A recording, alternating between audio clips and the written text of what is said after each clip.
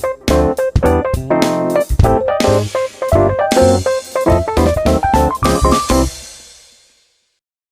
everyone, this is Pete, and welcome back to Atari ST A to Z, a series of short playthroughs of Atari ST games, some of which I grew up with and some of which are new to me.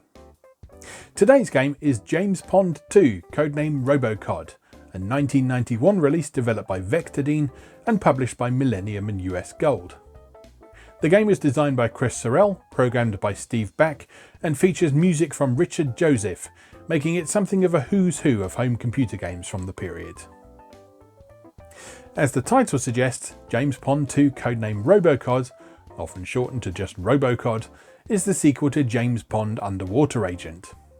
However, it's quite a different type of game to its predecessor. While James Pond spent the majority of his time beneath the waves in the original game, in RoboCod he spends all of his time on land thanks to his new robosuit, making the game into a console-style platformer. This is noteworthy because in the early 90s, the disparity between platform games composed for home computers and those found on home consoles was very clear, and console titles were very much finding favour with the game-playing public. RoboCod was an attempt to bring the console-style experience to home computers, and as such it borrows quite liberally from classic console titles such as Sonic the Hedgehog and Super Mario Bros. RoboCod is one of several UK-developed home computer games from the period to enter into a sponsorship arrangement with makers of snack foods. While Gremlin's Zool placed Chupa Chups lollipops front and centre, RoboCod featured McVitie's chocolate-covered penguin biscuits, beloved of British school lunchboxes since time immemorial. Later ports of the game, and there have been a lot of them, with the most recent being a 2019 Nintendo Switch version, stripped out the penguin branding, even going so far as to replace the penguins Pond had to rescue in each stage with Santa's elves. RoboCod often comes in for some flack from modern commentators for being a prime example of a Euro platformer, but upon its original release it was very well regarded on its home turf. Writing in a massive 6-page review for UK multi-format games magazine Advanced Computer Entertainment, or ACE to its friends, reviewer David Upchurch described the home computer versions of RoboCod as completely excellent, polished, playable, and, thank God, fun, awarding a score of 934 out of 1,000. It's like a sweet breath of fresh air in these days of rehashed film licenses, turgid strategy games, and written-by-numbers shoot-em-ups, he wrote. As good as Mario? Not quite, but it's a close-run thing, and few platform games even get within spitting distance of Mario's benchmark hitting lofty heights. But the best platform game on computer, without the faintest shadow of a doubt.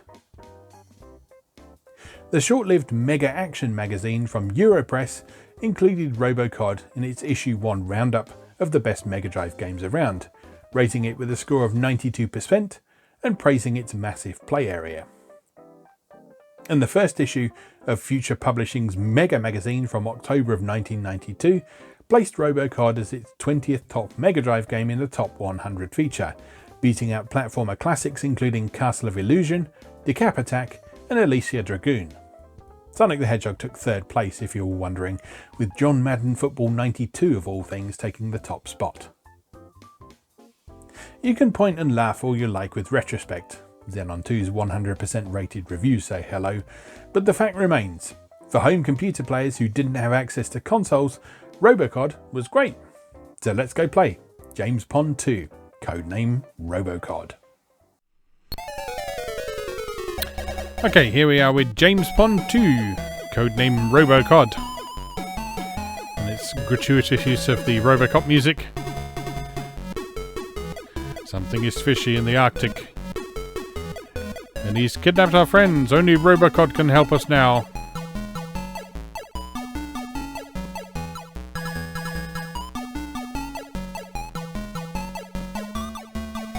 He must rescue the penguins. And defeat Dr. Maybe.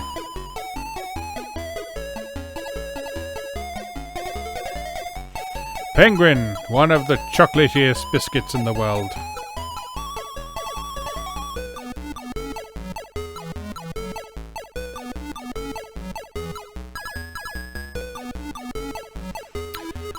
And there we go. James Bond 2, Codename RoboCod. Let us begin. Right, here we go. So, this is the ST version of RoboCod, which has a few little differences from the Amiga version, mostly in terms of screen size. Because as we've discussed numerous times on this channel, the poor old ST is not as good at scrolling as the Amiga is, and I know that's the wrong order to collect those in, but I'm not a filthy cheat. So, there we go. So yeah, the visible play area is quite a bit smaller on the ST than the Amiga. You don't have quite as many colours on the screen, but it does support the STE. So it actually does make use of the STE's extended colour palette.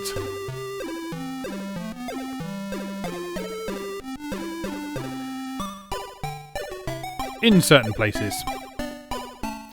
It also lacks some of the parallax scrolling found in the Amiga version. But on the whole, when I played the demo version of this back in the day, I certainly wasn't dissatisfied with it. Yes, I was aware that it was still lagging a bit behind what the consoles were capable of at the time, particularly in terms of overall smoothness and slickness.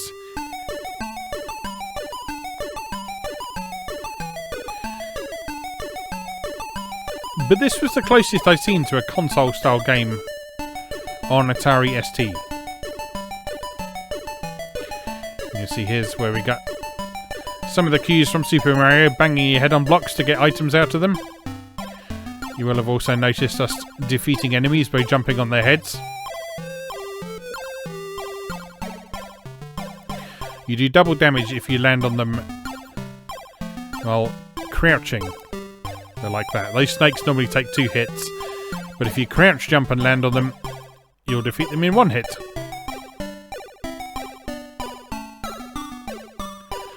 And lots of collectible items, most of which are just worth points in the sort of tradition of classic Taito platformers and things like that. Lots of collectible things that aren't especially useful. Oops, took some damage there. But they give you points. And this was an age where points still mattered to a certain degree. That was Bertie Bassett from the Licorice All Sorts there. Alright, we found all the penguins now. So you see the exit is now flashing, so we can go through it now. If you don't find all the penguins, then the exit won't be flashing, and you can't escape. So this level here you'll see is oops! This level here is an example of the STE's extended colour palette being used on the backdrop. So you see, it's not like true parallax scrolling or anything like that, but it does give a feeling of depth in that it doesn't scroll while the foreground does. Oops!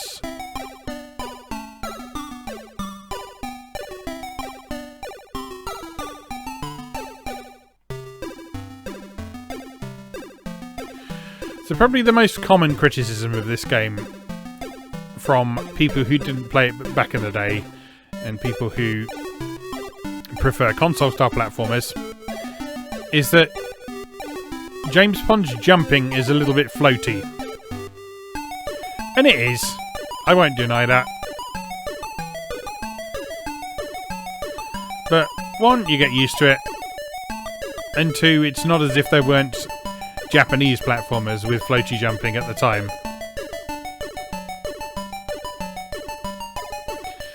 So those stars there you see were giving us extra health, which is represented by the green chips that the little icon of James is holding down in the corner. So he's currently got 5 hit points.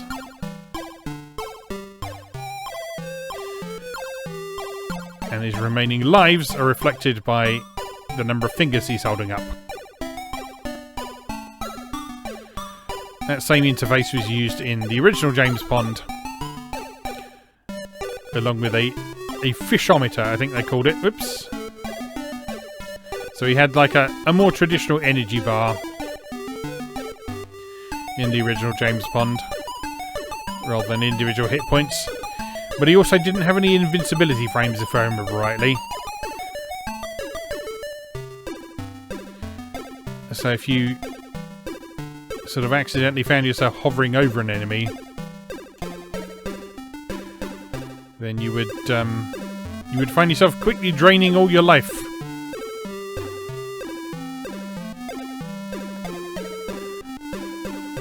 Okay, found a secret that I can't reach.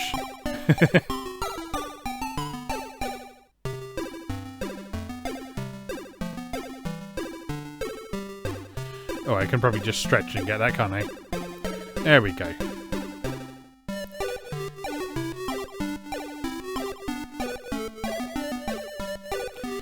Yes, I'm sure this looks pretty laughable to those of you who grew up with Mega Drive, Super NES and all that sort of thing.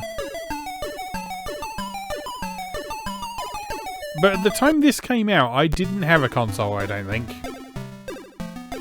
I did get a Super NES eventually, but I don't think I had one when this first came out.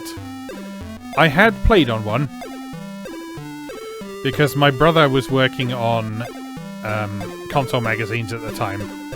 He was working on Mega Drive Advanced Gaming from Maverick Magazines, and his girlfriend at the time was working on Control Magazine, which is a Super NES magazine from Maverick Magazines.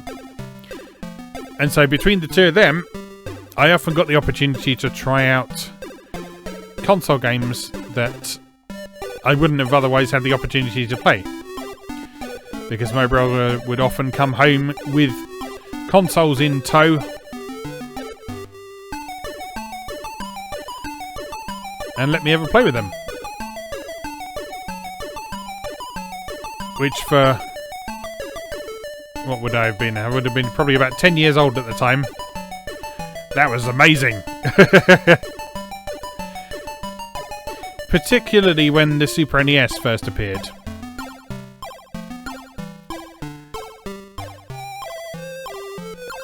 Because it's hard to... I can't overstate... Whoops. I can't overstate how incredible the Super NES in particular was when it first appeared.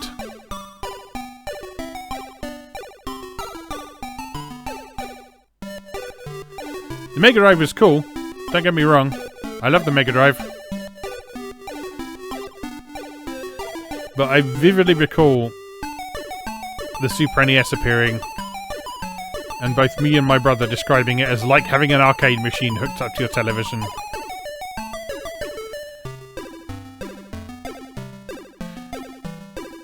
So yes, as is hopefully apparent, James Bond gets access to all sorts of different little vehicles and things as he progresses through his adventure. So we've already seen the wings that he attaches to his head for some reason, and the plane that he has there that you can fly around.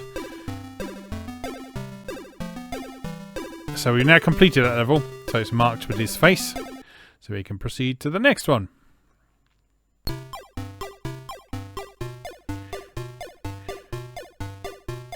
And again, the Amiga and console versions of this one have a more complex parallax background. But in some respects, I almost prefer this simpler backdrop. It's less noisy, it's less distracting. Yes, it doesn't scroll as smoothly, although we do have a vague attempt at parallaxing going on this time.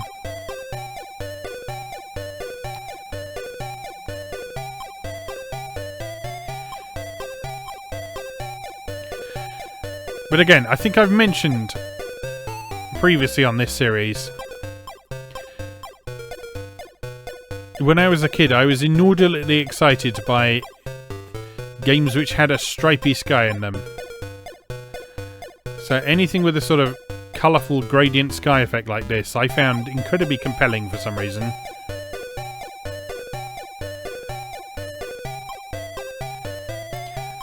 And so that's one of the reasons I liked this game so much, was because it was so colourful and because it used the effects that I like so much.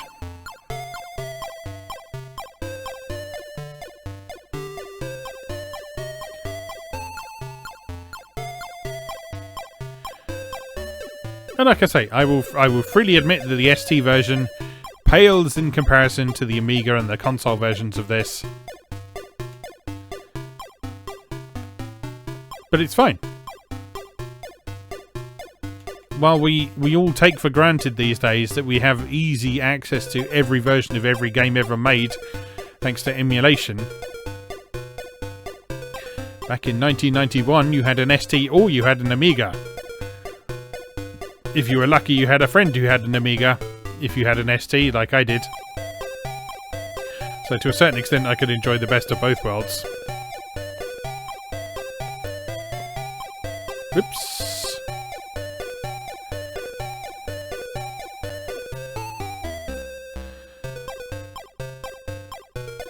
But yeah, you accepted the differences between the platforms and you embraced them. And I think those differences are really interesting to look at today. Whoops.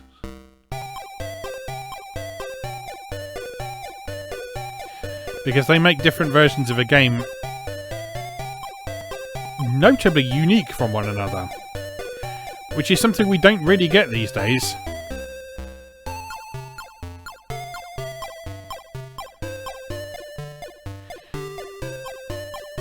Yes, this is not going well, is it?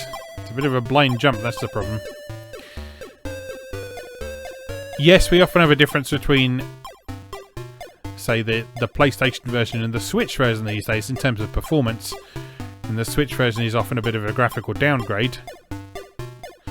But not to the same degree as, say, the difference between an Amiga version of a game and the ST version of a game. Or even more so, the Amiga version and, say, the Amstrad version of a game, or the Amiga version and the Spectrum version of a game. That is a huge difference.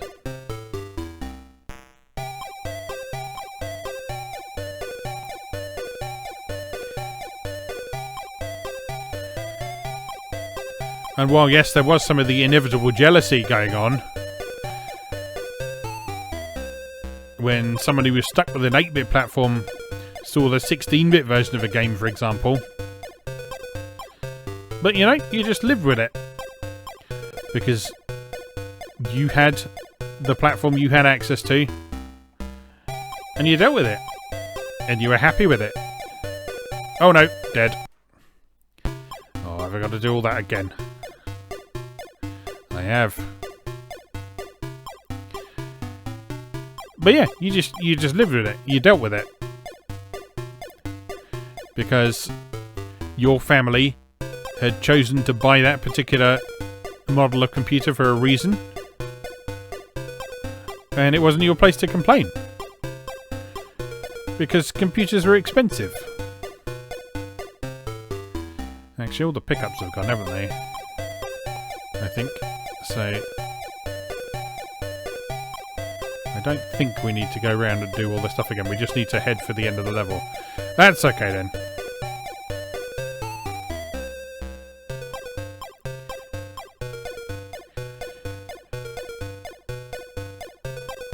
Yeah, to sort of to be upset about the version of a game you got being not as good as another version of the game, that was the height of being ungrateful at the time, because like your parents had spent money on a computer for you to do your homework on.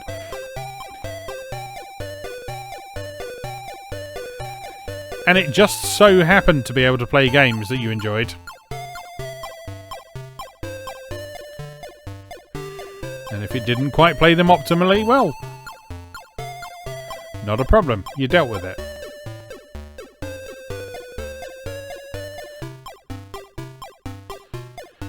It was the same with PCs for a while to an extent. So like, maybe you had a 386 PC and certain games ran fine on that. But then you tried to run Doom on it and you had to run it in low detail. And your friend who happened to have a 486 for whatever reason was able to run it better than you. was fine. You just dealt with it.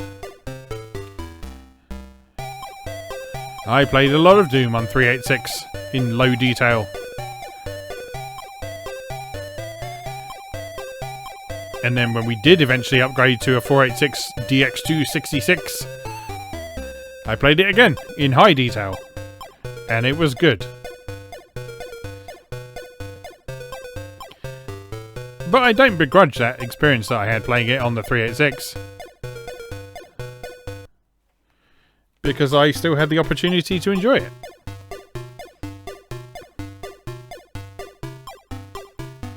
And such was the case with this game. I will add, I don't think I mentioned this, I will add that I never actually had the full version of this game. This is one of those games that I had the playable demo of from an ST Action cover disc. And I played that demo to death.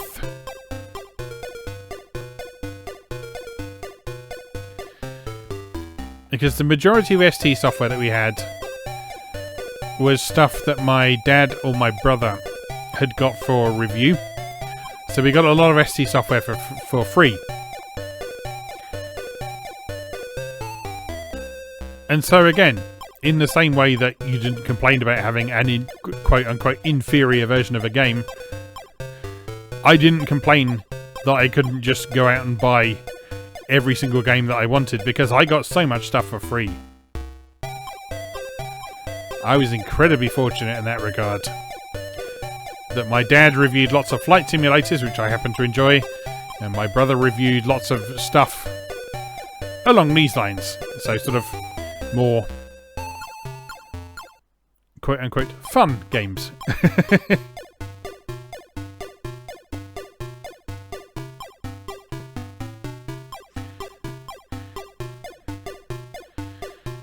And between those two sources of review copies, we amassed the collection of software that you may be able to see behind me right now. That is the same collection of ST software that I had as a child. And I've added a couple of games to it since back then. But for the most part... oh dear. For the most part, yep, that's all the games we had back then.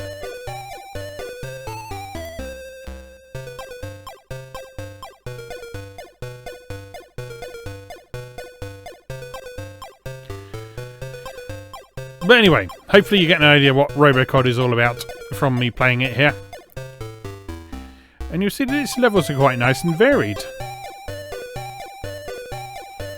This one's a lot more maze-like than some of the previous ones. Some of them have a stronger focus on trying to collect lots of bonuses. Some of them have a lot more of the penguins that you have to collect before you can proceed to the next stage. And you'll see that each stage in the factory is split into multiple sub-stages like we've got there. And then at the end you get your score summary and your bonuses there. There are shortcuts through the game. So there are situations where you can skip a bunch of those sub-stages. Now we can open this level because we completed the previous two. This is a boss.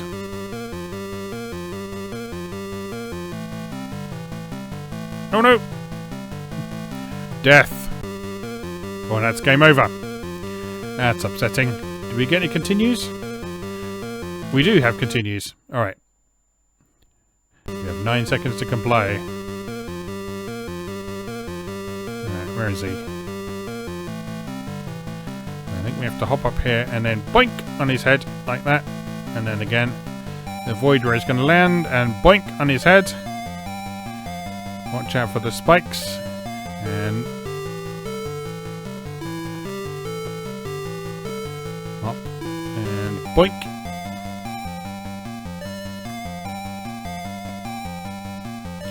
Yeah, I think one of the reasons I like this game is that although it is a scrolling platformer,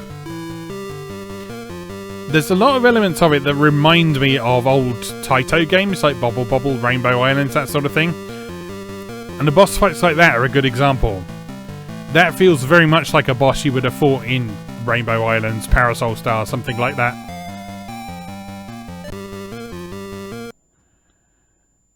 Alright. Good. So one boss down. Onwards into this stage.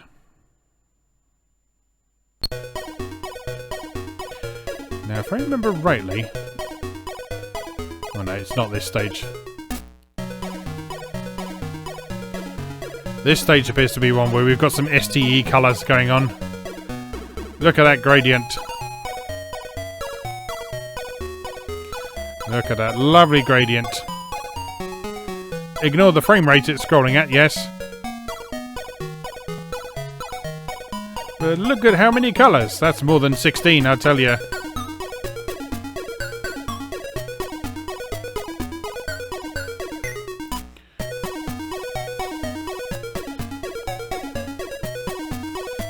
How do we get up there then?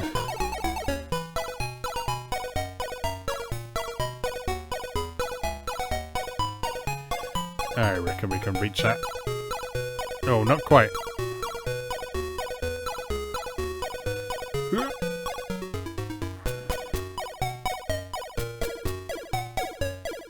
Oh dear. Okay, forget that platform up there. It's just an umbrella. Who needs an umbrella? Oh no. Bertie Bassetted.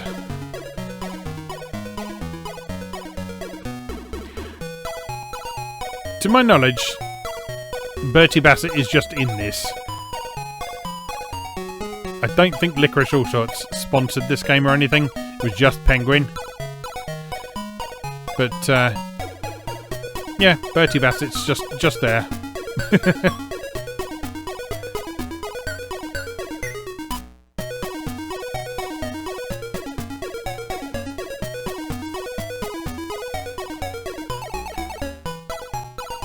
Ooh, that was close. Oh dear. That's a nasty little arrangement.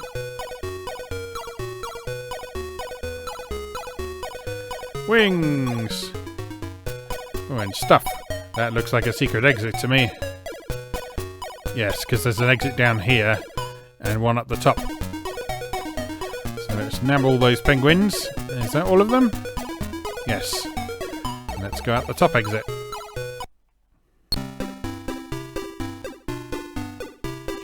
This looks bonus stagey to me. Myriad cakes.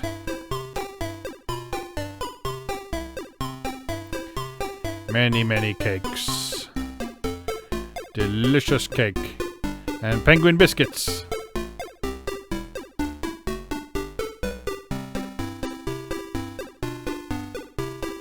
Oh, and a 1-up.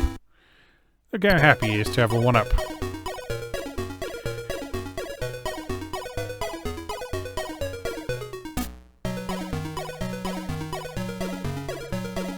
Oops. Smash.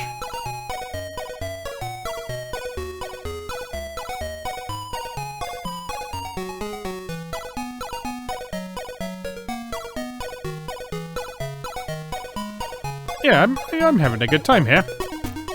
Like I say, I know. Oh, we got a swimmy stage. Interesting. I know people like to use James Bond as a bit of a whipping boy for European games, aren't they funny? But I've always thought they were pretty solid games. I don't really have any experience with James Bond 3, I must admit, because that came out a bit after the time I'd moved to consoles. And as I mentioned, I was a Super NES boy. Oh dear. So I don't have any experience of that one. But I'd be curious to try it.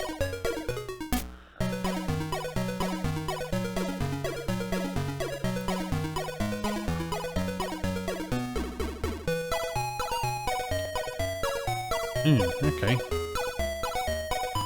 Where do we go from here then? Need to get up there. Do we shimmy? We shimmy! Yeah, I realised I didn't explain this mechanic. One thing RoboCod is able to do is extend his body to enormous lengths and then grab onto the ceiling and shimmy along.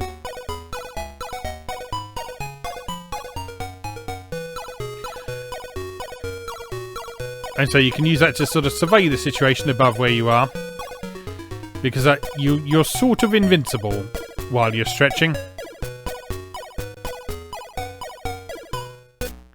Oh god.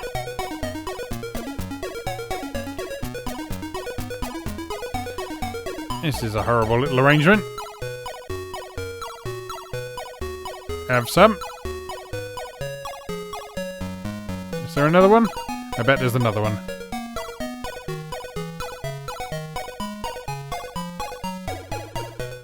No. Ooh, there is one there though.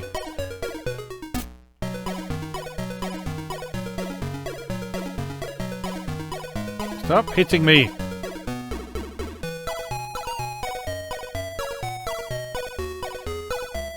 Extra life! Oh. Which I immediately lost. Little graphic glitch there.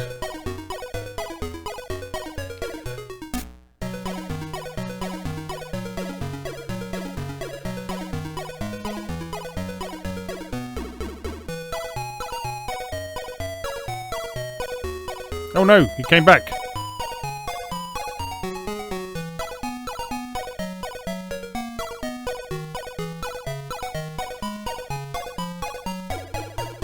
I didn't think I actually want to go down there. No, it's alright, because I already got the extra life, which won't be there anymore. So I guess we go this way.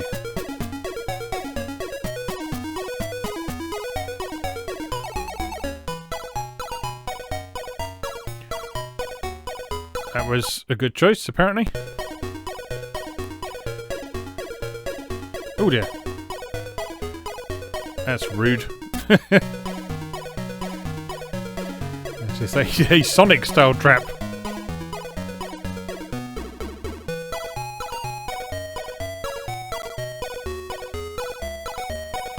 Oh dear.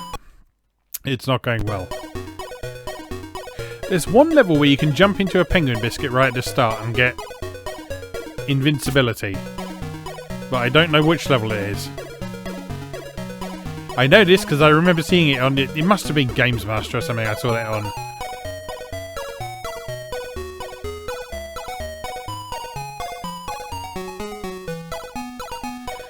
Speaking of Games Master, if you haven't yet watched Rose Tinted Spectrum's excellent retrospectives of Games Master Series 1 and 2, I highly recommend you do so, because they're very entertaining and they confirm exactly what we've known all along, which is that the show was absolutely rammed to the gills with knob jokes.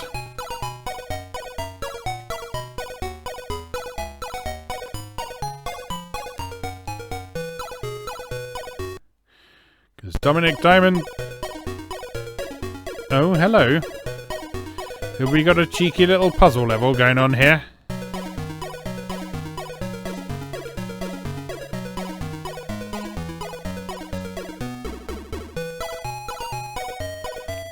I think we have. Let's forget those pickups for now.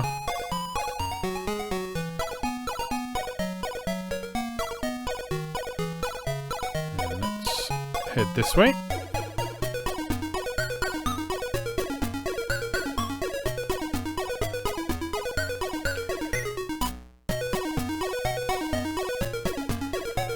Instead of going the way we went before, let's try dropping down here. Oh no, spikes!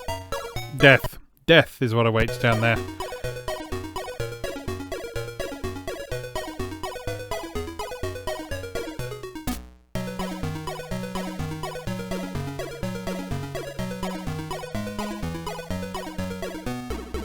Oh no!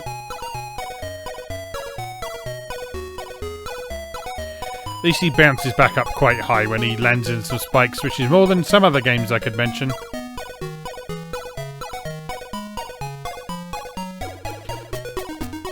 Ooh, this looks promising. There's the penguin I was thinking about. Now we are invincible. Right,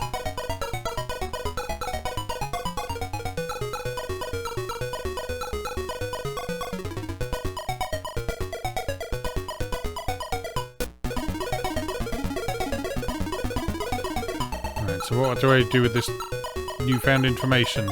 Do I jump on this thing? I do.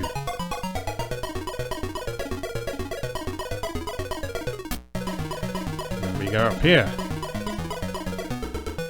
Another exit up here somewhere? What do we reckon?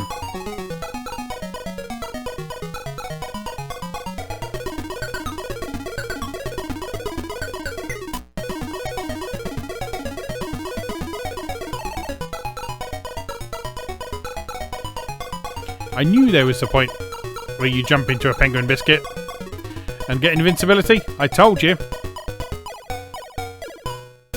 That's for quite a long time as well. But where do we go now? This way?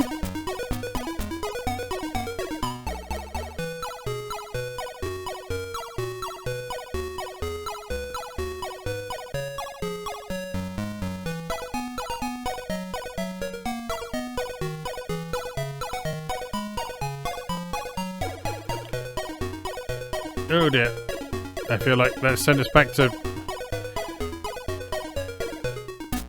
No, I don't remember being here. I also don't know where to go from here.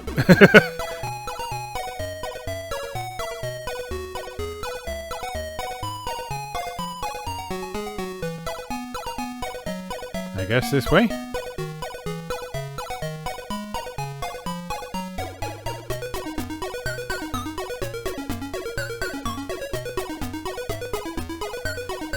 Where the hell are we going?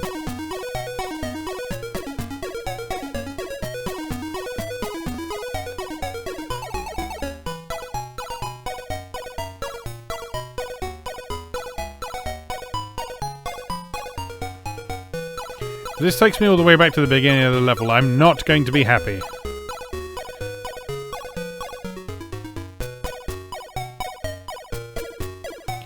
Well, more health and lives.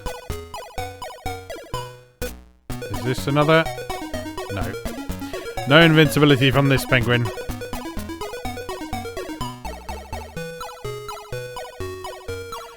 Lots of jumpy to moving platforms though.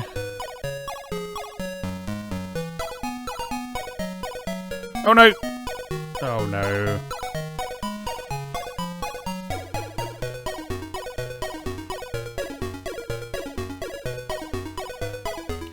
Right, little jumps is the way.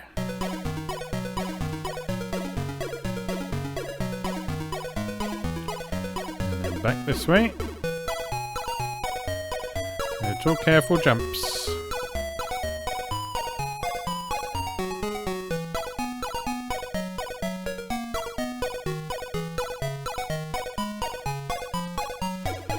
Okay.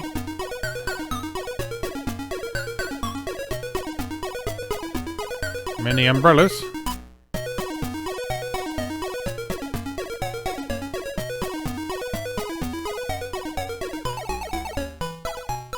Uh-oh. Uh-oh. Oh no.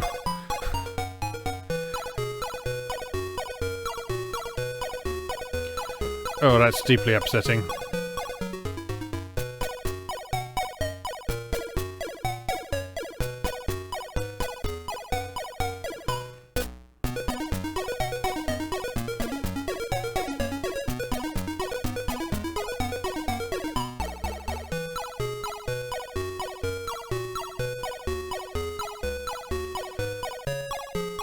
Alright, I got this. Easy money. And we go up and back the other way.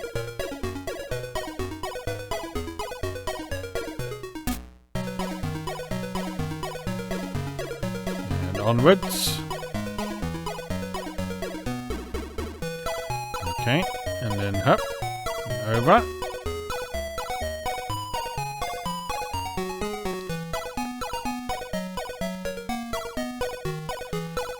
More spoons. Right. Okay, now what? Because this is just here again.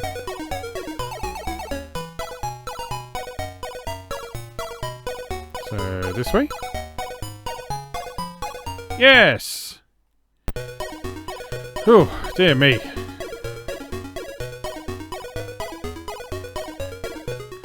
This is getting complicated. Oh dear. Amateurish spike handling there. Oh dear. No!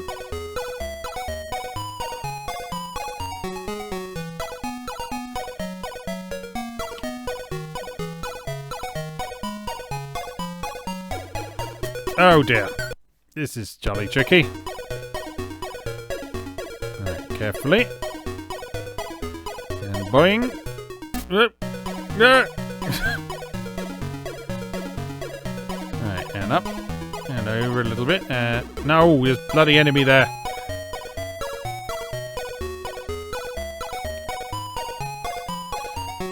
Oh. Well, this is an awkward little scenario. You die.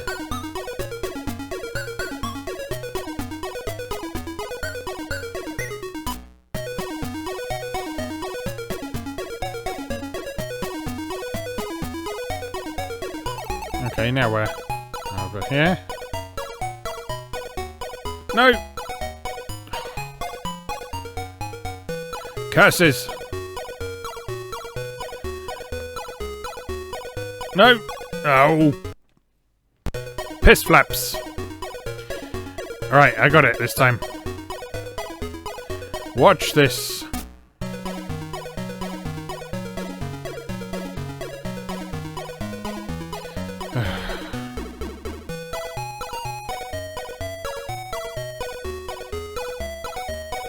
No.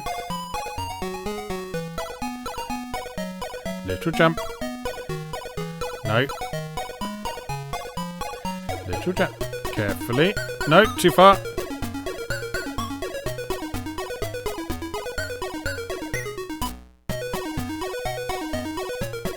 Right. That's more like it. And hop. And hop.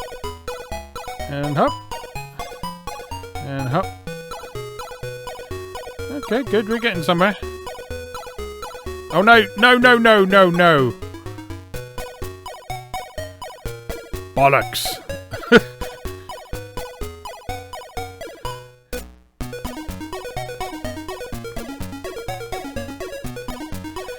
This is a fiendish little bit of platforming.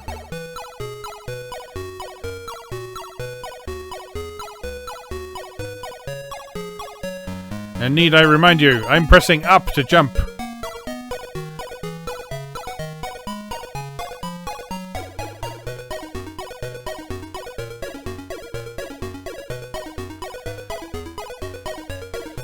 Okay, I can do this. I can do this.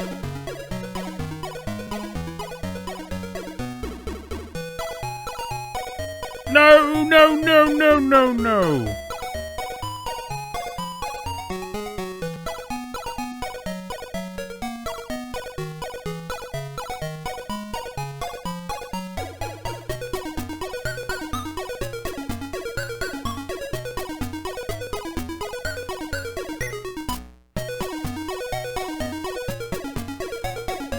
Oh.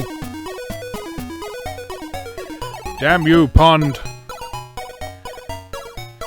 And your slippery fishness.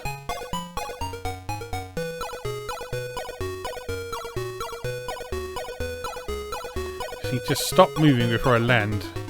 That prevents him from skidding along the floor when he lands. Oh no! Why is this so difficult? Why?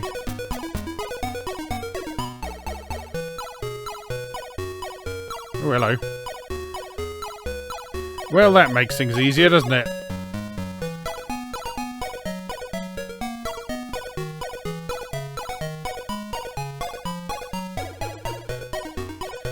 What have we got in here?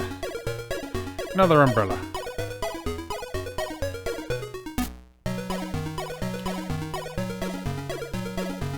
God, imagine having to do all this manually. I hope these wings don't expire. I have a feeling they do expire after a little while. Just keep going up, pond.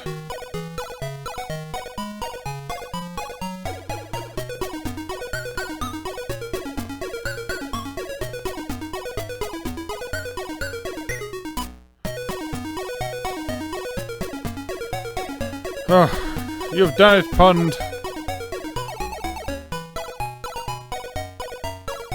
Now, if there are a bunch of penguins amongst all that I had to find, I'm not going to be happy.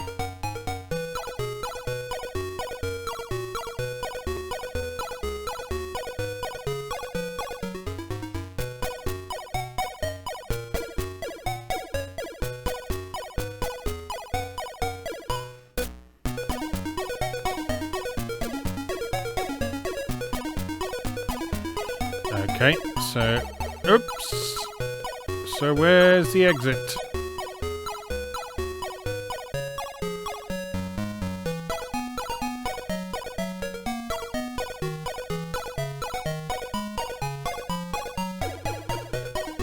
Ouch.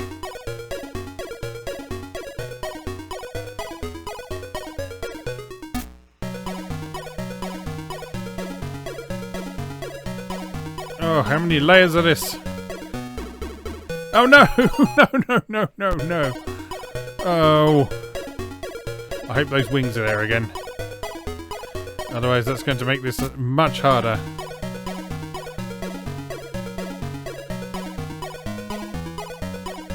They're not there anymore. They're not there anymore. Oh no. And we're dead. Okay. After 45 minutes, I think that's probably a good place to stop. So that is James Bond 2, RoboCod. It's a lot of fun, I think. Like I say, you can criticise that for not being a console game, but it's not a console game. It's a computer game pretending to be a console game.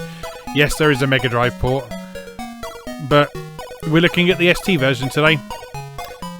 And if I had a copy of this back in the day, I would have been very happy with it, I think. As it was, I was very happy with the demo version I had from an ST Action cover disc. But it's nice to play the full version and see what I was missing. Anyway, let's leave that for today. Just remains for me to say, as always, thank you very much for watching, and I'll see you again next time.